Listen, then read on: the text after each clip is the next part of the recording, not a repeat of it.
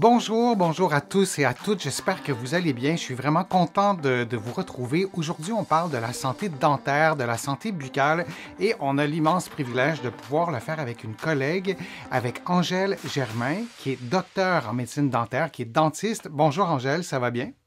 Bonjour Denis, ça va très bien toi-même? Oui, oui, ça va très bien. On a récolté beaucoup de questions à répondre, des questions que tu Mhm. réponds souvent dans ta pratique. C'est vraiment fascinant. Puis c'est tellement fascinant que tu as décidé d'en parler dans un livre, un excellent livre que je vous recommande, qui s'intitule Ouvrez grand, l'impact insoupçonné de la santé buccale sur la santé globale. Il faut lire ton livre. Il y a des gens qui vont le lire et qui vont être vraiment très étonnés de tous les liens qu'on peut faire et tous les conseils que tu donnes aussi. Que se passe-t-il quand des bactéries dentaires entrent dans la circulation sanguine? Ça peut sembler très médical, tout ça, très maladie. Donc, la circulation sanguine, la santé de la bouche, c'est comme deux affaires séparées. Il y a comme le médecin, puis il y a comme le dentiste. C'est peut-être pas exactement comme ça que ça se passe dans notre corps. Je te laisse nous expliquer ça, Angèle.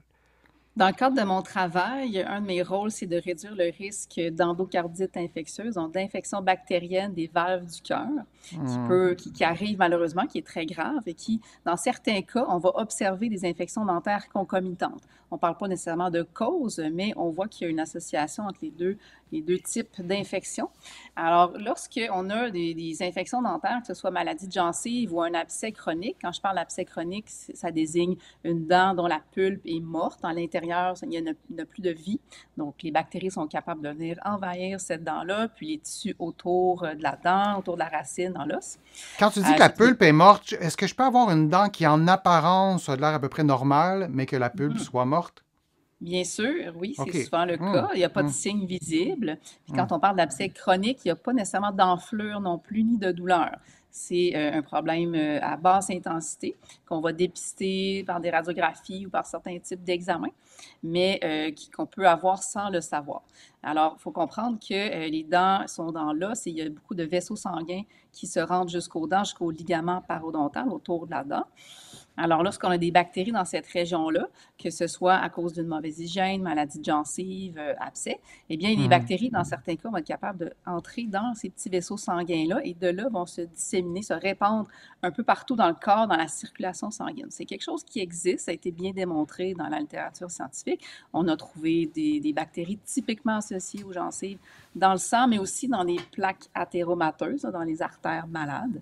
Ça, c'est quand même assez clairement établi que les bactéries autour des dents peuvent se rendre dans le sang. Qu'est-ce que ça fait? Eh bien, les bactéries ne viennent pas seules, hein. Elles produisent parfois des toxines, puis elles vont aussi stimuler l'inflammation. Donc, elles vont s'accompagner de molécules inflammatoires. Il y en a toute une série, mais qui ont des impacts sur plusieurs systèmes du corps. Donc, par exemple, cette inflammation-là peut contribuer à une panoplie de maladies chroniques. On pense aux maladies cardiovasculaires, au diabète, aux problèmes avec la fonction rénale, les problèmes inflammatoires comme l'arthrite rhumatoïde. Donc, oui. Ben, en fait, ce que j'allais dire, c'est que tout ce que tu as énuméré là, c'est pas 1% de la population. Et plus on avance en âge, c'est des pourcentages très élevés. Les gens qui sont diabétiques, les gens qui ont une maladie ou plusieurs maladies cardiovasculaires qui sont hyper tendus, au Québec en tout cas, chez les 70 ans et plus, c'est 70% des personnes qui sont hyper tendues, donc qui sont à haut risque de problèmes cardiovasculaires. Là, je fais un petit témoignage très personnel. Ma mère avait eu une greffe au niveau aortique. Elle avait une greffe de sa valve pour simplifier. Ça avait bien été. Et 15-20 ans plus tard, elle a eu une intervention dentaire et elle a fait une endocardite. Et Mm. elle s'en est sauvée, mais quand même. Et les problèmes de valve aortique, les problèmes d'insuffisance rénale, d'insuffisance cardiaque, c'est fréquent. Et je me permets de faire un deuxième commentaire très personnel. Mon père et ma sœur sont décédés très, très récemment, là, il y a quelques mois, de problèmes de valve et de problèmes d'insuffisance rénale. Et on n'aurait peut-être pas prédit ça quelques années, 2-3 ans avant. Et jamais, moi, dans ma tête, je suis professionnel de la santé, j'ai pensé à la santé buccale. Je dis pas que c'était relié à ça. Ce que je dis, c'est que c'est comme si et là, je fais un autre acte de contrition, c'est comme si dans mon imaginaire à moi, il y avait la santé du corps, puis il y avait comme la tête ici qui n'avait pas rapport avec la bouche, en fait. Et ce que tu nous dis, Angèle, et c'est vraiment important, c'est relié, évidemment, on le sait, mais c'est important que tu nous le répètes, qu'il y ait une dentiste, une experte qui nous le répète, parce que les problèmes cardiovasculaires, ça concerne beaucoup, beaucoup de monde. C'était mon témoignage personnel. J'espère que ça va convaincre certaines personnes de prendre soin de leur santé buccale et de faire le lien, comme tu es en train de nous l'expliquer, sur les problèmes cardiovasculaires. Donc, tout ça, on le voit avec l'illustration, peut se promener, c'est ça. Exactement. C'est que traditionnellement, la médecine et la médecine dentaire, ça a évolué de façon distincte et indépendante. Sauf que dans le corps humain, ce n'est pas comme ça. Ce qui affecte un organe va affecter l'ensemble du corps. Puis c'est vrai pour la bouche aussi. C'est juste c'est pas très connu encore, on n'en parle pas encore beaucoup. Mais moi, je peux l'observer pratiquement de mes yeux là, dans mon travail au quotidien. Puis, on a parlé que les bactéries associées aux dents pouvaient parfois aller dans la circulation sanguine puis se déposer sur les valves. Puis ça, tu nous as mentionné, tu sais exactement de quoi il s'agit, hein. Eh bien, ces bactéries-là peuvent aussi aller à d'autres endroits du corps, par exemple dans les articulations, dans les poumons. On a parlé de plaques athéromateuses, donc ça va nourrir la progression de l'athérosclérose là, qui bouche les artères. Donc, vraiment, c'est loin d'être banal et sans conséquence. Le fait d'avoir des bactéries qui envahissent votre bouche, bien, vous ne savez pas jusqu'où elles vont aller pour vous nuire.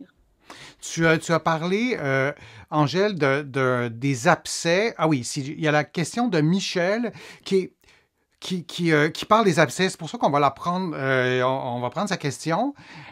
Si j'ai bien compris, ce que tu nous as dit, c'est qu'on peut avoir un abcès, on peut avoir une dent qui ne va pas bien et ne pas avoir de douleur et pas s'en rendre compte. Et la question de Michel, c'est, on la voit, comment éviter des abcès, si je comprends bien, sous un pont. Est-ce qu'on peut faire soi... Parce qu'il y a peut-être des gens qui t'entendent et qui se disent, ben moi, j'ai une prédisposition cardiovasculaire ou rénale, ou peu importe. Et ce que Angèle nous dit, c'est qu'il n'y a pas de signe. Est-ce qu'il y a des choses que je peux faire, moi, pour éviter un abcès? Je te lance la question. Vraiment éviter, la meilleure chose, ça serait de préserver l'intégrité de vos dents. Donc, s'il n'y a pas d'intervention dentaire, il n'y a pas de carie, il n'y a pas de réparation, il n'y a pas de parodontite, il n'y a pas de problème. Okay. Alors, si on a des problèmes, on a eu des traitements de canal peut-être, bien, ça serait d'avoir des examens fréquents, préventifs, d'avoir des radiographies. Parce que c'est comme ça parfois qu'on va détecter, tiens donc, on voit au bout de la racine de telle dent une zone qui est foncée, donc ça pourrait suggérer une infection. On va investiguer pour savoir quel est le diagnostic. OK. Et quand tu parles d'examens fréquents, on parle de quel... Je comprends que c'est du cas par cas, puis là, on ne répond pas spécifiquement à Michel, mais on parle une fois par 2 ans, une fois ou 3 mois, ou ça dépend vraiment? Ou...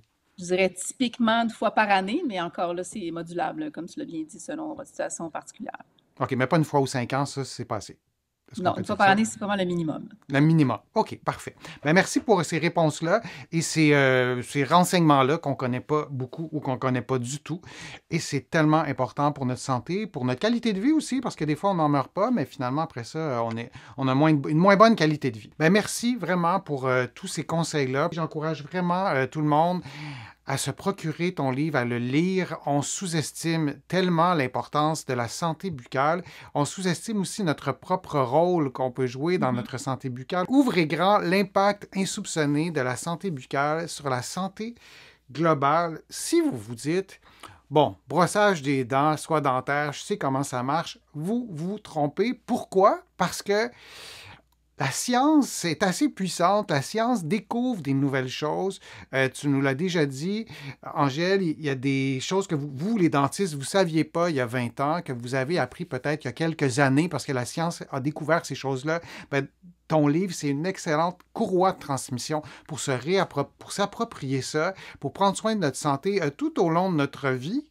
Oui, chez les enfants, mais aussi chez les personnes plus âgées, pour accompagner aussi un proche qui a peut-être des problèmes de santé au niveau de sa bouche, au niveau de ses dents. C'est vraiment un outil fantastique. Merci beaucoup aussi à vous tous d'avoir posé vos questions, de continuer à les poser. Si vous nous écoutez en rediffusion, on va lire vos questions, on va les mettre en banque et peut-être qu'il y aura la réponse dans le livre d'Angèle ou peut-être qu'on se reverra pour un autre direct. Merci beaucoup encore une fois, puis on se dit tout le monde à une prochaine fois, à un prochain direct. À bientôt. Merci beaucoup. Merci. À la prochaine.